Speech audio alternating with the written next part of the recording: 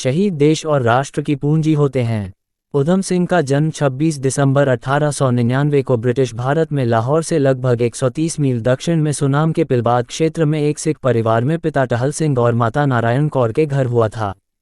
उनके पिता कंबोज जाति के थे। वह एक बहुत ही अकुशल और कम वेतन वाले मजदूर थे। कंबोज समुदाय ने प्राचीन काल से ही वीरता और नायकों की परंपराओं के निर्माण में महत्वपूर्ण योगदान दिया है।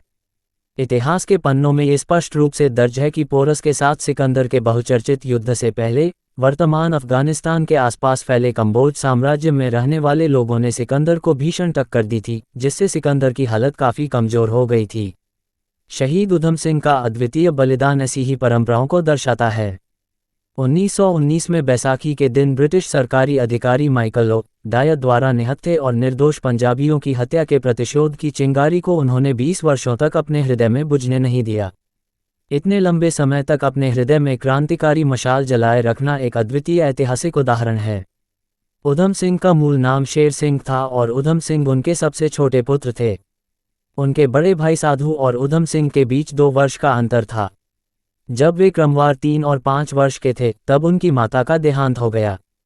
बाद में दोनों बच्चे अपने पिता के पास ही रहे जब उनके पिता नीलोवाल गांव में, जो पंजाब नहर कॉलोनियों का हिस्सा था, एक नवनिर्मित नहर के लिए मिट्टी ढोने का काम करते थे।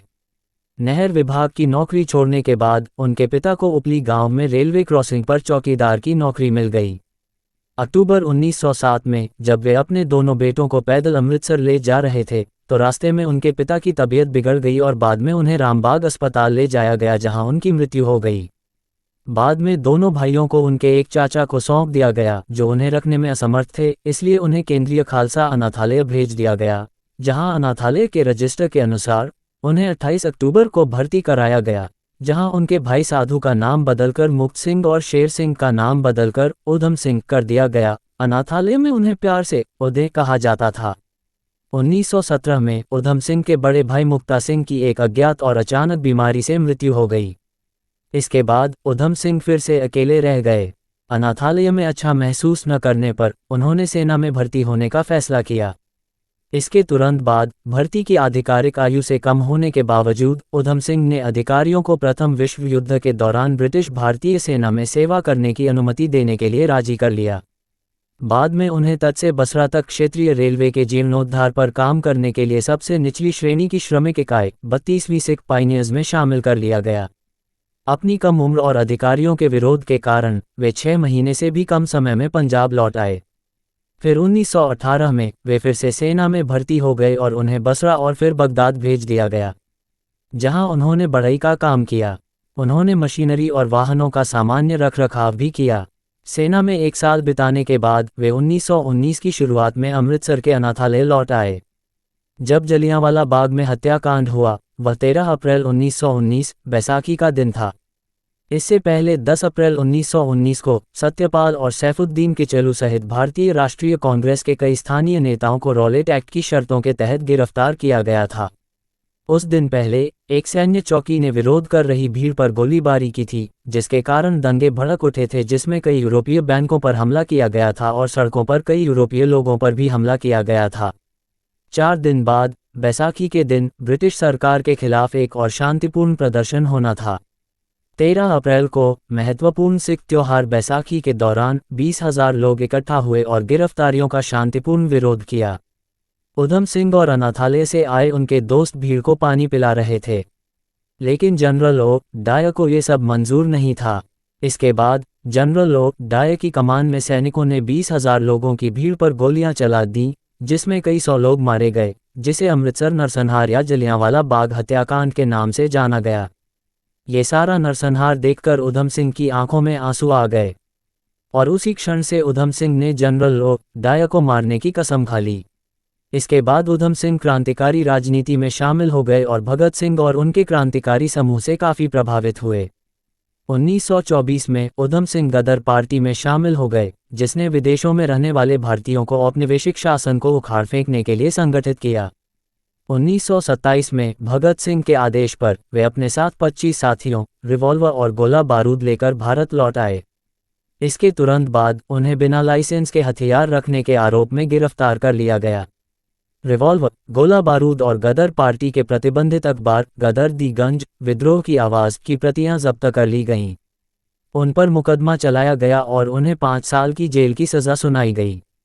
1931 में जेल से रिहा होने के बाद उधम सिंह की गतिविधियों पर पंजाब पुलिस की लगातार नज़र थी। इसके बाद वे कश्मीर चले गए, जहां वे पुलिस से बचकर जर्मनी भागने में कामयाब रहे। 1934 में वे लंदन पहुंचे, जहां उन्हें नौकरी मिल गई। उन्होंने निजी तौर पर माइकल ओडाया की हत्या की योजना बनाई। 1939 और 1940 के दौरान उधम सिंह ने माइकल ओडाया को ढूंढने की कई कोशिशें की, जैसा कि उनकी डायरियों से पता चलता है। वह कभी कभी ओडाया के उपनाम को डायर लिखता था, जिससे माइकल ओडाया के मिलने की संभावना कम हो गई। एक बार उधम सिंह को सबसे पहले जनरल डायर नाम का एक व्यक्ति मिला और वे उसके घर गए। वहां उन्हें पता चला कि उधम सिंह के बदला लेने की योजना बनाने से पहले ही जनरल डायर की 1927 में मृत्यु हो चुकी थी। इंग्लैंड में वे कोवेंट्री स्थित भारतीय मजदूर संघ से जुड़े थे और उनकी बैठकों में शामिल होते थे। इसी दौरान उन्हें जनरल ओडाया के बारे में पता चला। 13 मार्च 1940 को माइकल ओडाया को लंदन के कैक्सटन हॉल में ईस्ट इंडिया एसोसिएशन और सेंट्रल एशियन सोसाइटी, जिसे अब royal society for Asian affairs के नाम से जाना जाता है, की एक संयुक्त बैठक को संबोधित करना था। उधम सिंह अपनी पत्नी के नाम के टिकट के साथ इस कार्यक्रम में शामिल हुए। उधम सिंह ने एक किताब के अंदर एक रिवॉल्वर छिपा रखी थी, जिसके पन्ने रिवॉल्वर के आकार में कटे हुए थे। उन्होंने ये रिवॉल्वर एक पब में एक सिपाही से खरीदी थी।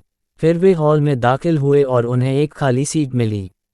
सभा समाप्त होते ही जैसे ही ओडाया भाषण मंच के पास पहुंचा, उधम सिंह ने उसे 2 गोलियां मार दीं। इनमें से एक गोली ओडाया के दिल और दूसरी दाहिने फेफड़े को पार करते हुए पार हो गई। इसके बाद लगभग तुरंत ही उसकी मृत्यु हो गई। गोलीबारी में घायल हुए अन्य लोग Sir Louis Dan, Lawrence Dundas, Zetland के द्वितीय मार्केस और चार्ल्स कोक्रेन बेली, द्वितीय बैरन लीमिंगटन थे। गोलीबारी के तुरंत बाद उधम सिंह को गिरफ्तार कर लिया गया और पिस्तौल को सबूत के तौर पर जब्त कर लिया गया। शहीद उधम सिंह के वीरतापूर्ण दृढ़ संकल्प का प्रमाण इस तथ्य से मिलता है कि माइकल ओडाया की हत्या करने के बाद उन्होंने अपना अपराध स्वीकार कर लिया और खुद को कानून के हवाले कर दिया। घटना के तुरंत बाद उन्होंने हिरासत में लिए गए पुलिस अधिकारियों से पूछा कि क्या दूसरा आरोपी जेटलैंड भी मारा गया है। वह भी मौत के लायक था। मैंने उन पर भी 2 गोलियां चलाईं। शहीद उधम सिंह एक गैर धार्मिक और प्रगतिशील विचारक थे। जब लंदन की अदालत ने उनसे उनका नाम पूछा तो उन्होंने अपना नाम राम मोहम्मद सिंह आज़ाद बताया। उनका यह उपनाम सभी धर्मों, जातियों और जनजातियों के प्रति समान दृष्टिकोण और समान दृष्टिकोण रखने तथा धर्मनिरपेक्षता का प्रतीक है। प्राचीन इतिहास में कंबोज योद्धा, कुशल घुड़सवार, उत्कृष्ट पशुपालक और फूल, फल और सब्जियों की खेती करने वाले कुशल किसान के रूप में जाने जाते थे। हालांकि इन लोगों को बहुत शांतिप्रिय बताया गया है, लेकिन वे गुलामी का जीवन जीने की तुलना में वीरतापूर्वक मृत्यु को बेहतर मानते हैं और अपने शत्रुओं को कभी क्षमा न करने वाले माने जाते हैं। इसी समुदाय में जन्मे शहीद उधम सिंह ने 20 वर्षों के लंबे संघर्ष के बाद जलियांवाला बाग में मारे गए सैकड़ों भारतीयों की शहादत का बदला लेकर देश की आज़ादी में महत्वपूर्ण योगदान दिया। अगले भाग में हम आपको बताएंगे कि शहीद उधम सिंह ने अदालत में क्या आखिरी बयान दिया था और किन भारतीय क्रांतिकारियों ने शहीद उधम सिंह के इस कत्ल की निंदा की थी। धन्यवाद। ऐसी ही जानकारी के लिए कृपया हमारे चैनल को फॉलो करें।